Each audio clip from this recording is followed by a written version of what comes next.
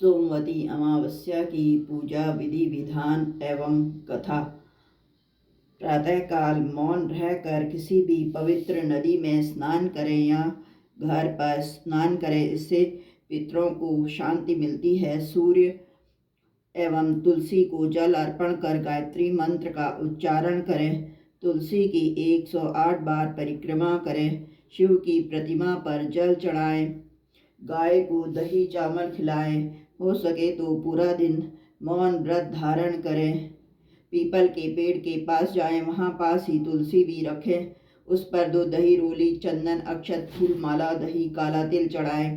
पान, हल्दी की गांठ और धान को पान पर रख कर तुलसी जी को चढ़ाएं। पीपल के पेड़ के चारों ओर 108 बार धागा लपेटते हुए परिक्रमा करें। इस दिन कुछ सामान के साथ भी परिक्रमा की जाती है, जैसे बिंदी, टॉफी, चूड़ी, मेहंदी, बिस्किट आदि। आप कुछ भी सामान 108 लेकर 108 बार पीपल की परिक्रमा करें। फिर उस सामान को विवाहित कन्याओं में बांट दें। घर में रुद्राभिषेक करवाएं। पूरी, खीर, आलू की सब्जी बनाकर पहले पितरों को अर्पण करें, फिर खुद ग्रहण करें।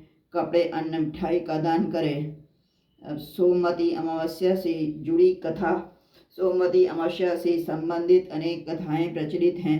परंपरा है, सोमवती अमावस्या के दिन इन कथाओं को विधिपूर्वक सुना जाता है। एक गरीब ब्राह्मण परिवार था, जिसमें पति पत्नी के अलावा एक पुत्री भी थी।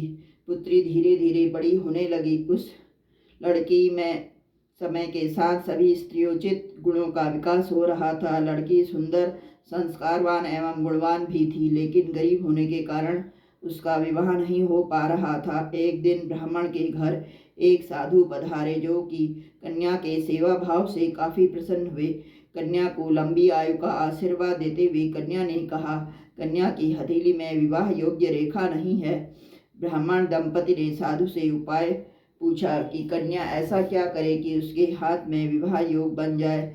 साधु ने कुछ देर विचार करने के बाद अपनी अंतर्दृष्टि से ध्यान करके बतलाया कि कुछ दूरी पर एक गांव में सोना नाम की धोबिन अपने बेटे और बहू के साथ रहती है, जो कि बहुत ही आचार विचार और संस्कार संपन्न तथा पति परायण है।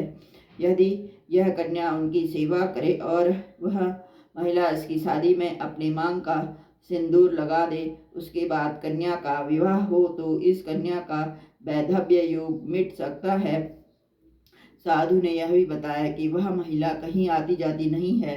यह बात सुनकर ब्राह्मणी ने अपनी बेटी से धोबिन की सेवा करने के लिए कहा। कन्या सुबह ही उठकर सोना धोबिन के घर जाकर सफाई और अन्य सारे काम करके अपने घर वापस आ जाती। सोना धोबिन अपनी बहू से पूछती है कि तुम तो सुबह सुबह उठकर सारे काम कर लेती हो और पता भी नहीं चलता।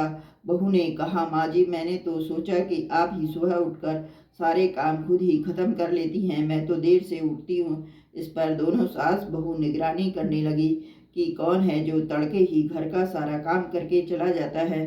कई दिनों बाद धोबिन ने देखा कि एक कन्या मुंह अंधेरे घर में आती है और सारे काम करने के बाद चली जाती है। जब वह जाने लगी तो सोना धोबिन उसके पैरों पर गिर पड़ी। पूछने लगी, आप कौन हैं? इस तरह छुपकर मेरे घर की चाकरी क्यों करती हैं? तब कन्या ने साधु द्वारा कही गई सारी बात बतलाई। सोना धोबिन पति पारायण थी, उसमें तेज था, वह तैयार हो गई। सोना धोबिन के पति थोड़ा अस्वस्थ थे। उसमें अपनी बहू से अपने लौट आने तक घर पर ही रहने को कहा। सोना धोबिन ने जैसे ही अपनी मांग का सिंदूर कन्या की मांग में लगाया, उसके पति मर गया। उसे इस बात का पता चल गया। वह घर से निर्जला ही चली थी। यह सोचकर रास्ते में कहीं पीपल का पेड़ मिलेगा तो उसे भावरी देकर उसकी परिक्रमा करके ही जल ग्रहण करेगी। उस दिन सोमवती अमावस्या थी। ब्राह्मण के घर मिले पुए पकवान की जगह उसने ईंट के टुकड़ों से 108 बार भावरी देकर 108 बार पीपल के पेड़ की परिक्रमा की। उसके बाद जल ग्रहण किया। ऐसा करते ही उसके पति के मुर्दा शरीर में कंपन होने लगा। इसके बाद वे सुखी जीवन जीने लगे। ओम नमः शिवाय।